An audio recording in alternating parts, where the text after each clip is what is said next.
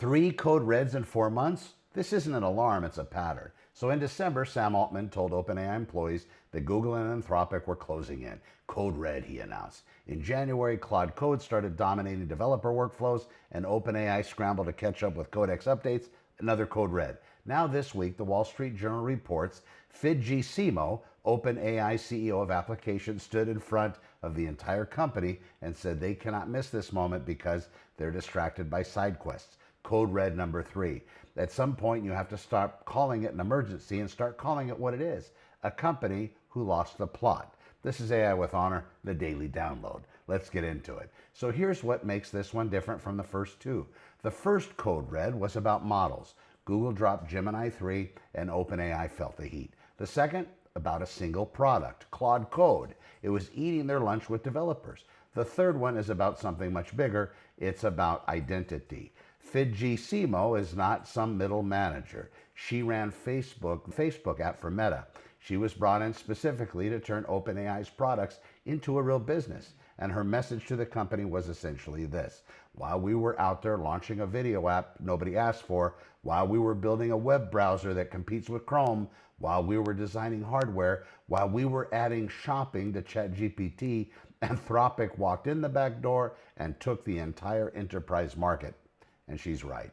HSBC research shows Anthropic now holds roughly 40% of enterprise AI spending. OpenAI sits at 29%. Let that sink in. The company that started the entire AI revolution, the company with 440 million ChatGPT users, is losing to the business market to a company most normal people have never heard of. That's like McDonald's losing the burger war to a restaurant with no sign on the door. Now, why does this matter to you? Because enterprise is where the money is. Consumer AI is flashy. It gets the headlines. But enterprise AI is where companies pay real recurring revenue, month after month, year after year. It's the difference between someone using your free app and someone writing you a 6-figure check every quarter. OpenAI knows this. That is why they are now killing projects. Sora, the video generation tool, it's getting deprioritized. The Atlas browser project is being scaled back. The hardware initiative is on pause. All of it pushed aside so they can focus on two things: coding tools and business customers. The exact two things Anthropic already owns. Now let me tell you what OpenAI dropped today in response.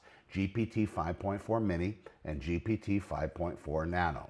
These are not just smaller, cheaper versions of the big model. This is a completely different way of thinking about AI. Think of it like a construction site. You don't have the general contractor laying every brick. General contractor reads the blueprints, makes decisions, and coordinates. This is a crew of specialists executes. Then a crew of specialists executes. This is what Mini and Nano are. GPT 5.4 is the general contractor. It plans, it strategizes, it delegates. Then it hands off parallel tasks to a team of minis that execute fast and cheap. Search the code base, review the file, run those tests. AI is happening simultaneously. Inside Codex, which is OpenAI's coding tool, this is already running. The full model manages the project, the minis do the work. So here are the numbers. GPT 5.4 Mini costs 75 cents per million input tokens at 450 per million output. Nano is 20 cents input, $1.25 output. And Mini scores 54.4 on SWE Bench Pro.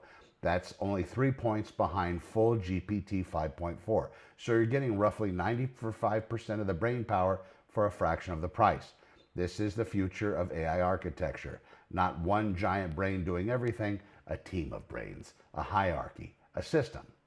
The companies that win the next 5 years will not have the smartest single model, they'll have the smartest single system of models working together. So remember that. So let's shift to the hardware story because Jensen Huang just laid out NVIDIA's entire roadmap at GTC. If you don't know what GTC is, it's NVIDIA's annual conference where they announce everything. And this year they went big. They announced the Vera CPU. That's Vera, V-E-R-A. It's not just another chip. The CPU is designed from the ground up for agentic AI. What does that mean in plain English? It means a processor built specifically for AI systems that takes actions, not just AI that answers questions. AI does things, books appointments, takes care of things that go beyond what people expect. The Vera CPU delivers 50% faster performance and twice the energy efficiency of traditional CPUs for these workloads. Meta and Alibaba Cloud are already working with NVIDIA to deploy it. They also announced Space-1. NVIDIA is putting data center class AI processing on satellites in orbit. Axiom Space and Planet Labs are already using it for real-time geospatial analysis. AI processing happening in space, it's not science fiction, it's happening now. And then Amazon CEO Andy Jassy, he told employees that AI will push AWS to a $600 billion annual run rate by 2036. That's double what he projected before. These companies are not debating whether AI will be transformative. They're building the physical infrastructure for a world that runs on it. Data centers, custom chips, satellites, power plants. This is real. Let me talk about something that should make every business owner pay attention. India's IT outsourcing industry is worth $300 billion. It employs millions of people, and it just got punched in the mouth. The Nifty IT index dropped roughly 20% this year. Why? Because AI systems just demonstrated they can handle legal workflows, compliance reviews, data processing, document analysis. These are the exact tasks that the entire Indian outsourcing companies were built around. Then you automate the back office. You don't need tens of thousands of people doing it manually. Analysts are warning that routine maintenance revenue could approach zero growth after 2031 in worst scenarios. Now the optimists say AI will create new roles, new consulting work, new partnerships, and maybe, but here's the point I want you to hear. If AI can threaten a $300 billion industry built on labor arbitrage across an entire country, what makes you think your business is safe? What makes you think your industry is different? The answer is it isn't different. Every business that depends on humans doing repetitive knowledge work is in the crosshairs. The question is not if, it is when. And whether you are the one deploying AI or the one getting replaced by it. Now the government story. The Pentagon had a $200 million contract with Anthropic. Had. Past tense. It collapsed because Anthropic had restrictions about surveillance and weapons systems that the Department of War could not accept. Anthropic walked away from $200 million on principle alone. You can agree or disagree with that decision, but what happened next matters. The Pentagon is now building its own AI models. We're not waiting for the tech companies to decide what they're comfortable with. They're going to build it themselves.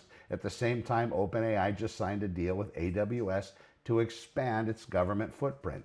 So you have Anthropic saying no to defense work, OpenAI saying yes, and the government saying we'll just build our own if neither of you gives us what we need.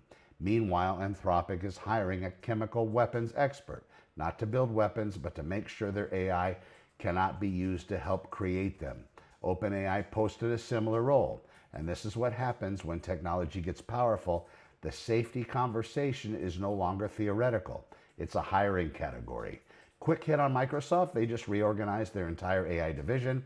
Mustafa Suleyman, their AI CEO, is stepping back from running Copilot to focus on what he called superintelligence efforts. Jacob Andreou, a former Snap executive, is taking over the combined Copilot organization, and here's where that number tells the whole story. Copilot has 6 million daily users. ChatGPT has 440 million. Microsoft's Enterprise Copilot add-on has reached 3% of Office subscribers. 3%. Microsoft spent $13 billion on OpenAI. They have the biggest distribution platform in business software, and they cannot get people to use their AI product.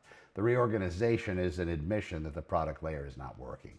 So they're going to go back to building better intelligence at the foundation, which is probably the right call. But it tells you how hard the market really is. Distribution alone doesn't win. The product has to be good so people can't ignore it. One more before I close. Now, Mistral, the French AI company, that is Mistral, just launched Forge. This is not fine-tuning. This is not prompt engineering.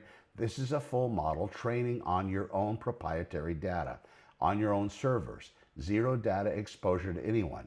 Not even Mistral sees it. The early partners tell you exactly who this is for. ASML. That's the Dutch company that makes the machines that make every advanced chip on Earth. Ericsson. The European Space Agency. These are organizations that cannot send their data to a cloud provider. They can't share it with OpenAI or Anthropic or anyone. They need AI trained on their own knowledge, not prompted with it, but trained on it. This is a fundamentally different approach, and it's going to be a massive market that most people are not talking about yet. So let me bring all this together. 3 code reds in 4 months at OpenAI. GPT 5.4 Mini and Nano introducing the subagent model where AI systems hire their own AI workers. NVIDIA building custom chips and putting AI in space. India's outsourcing industry is getting disrupted. The Pentagon building its own AI. Microsoft admitting their product isn't working. Mistral opening up model training for companies that cannot share their data. What does this mean for you? An AI industry just split into 2 clear lanes. Lane 1 is the consumer lane, chatbots, image generation, video tools, entertainment. Lane 2 is the enterprise lane, coding agents, business automation, workflow systems, real revenue.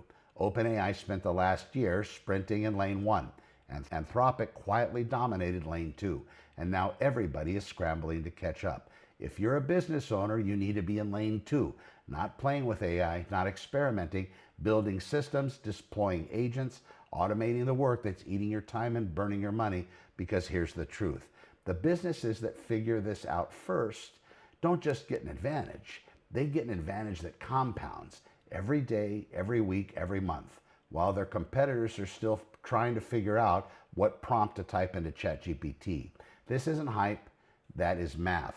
And I didn't learn that from a textbook. I learned it by building it every day in real businesses, real workflows with real results. This is AI with Honor, and I'll see you tomorrow.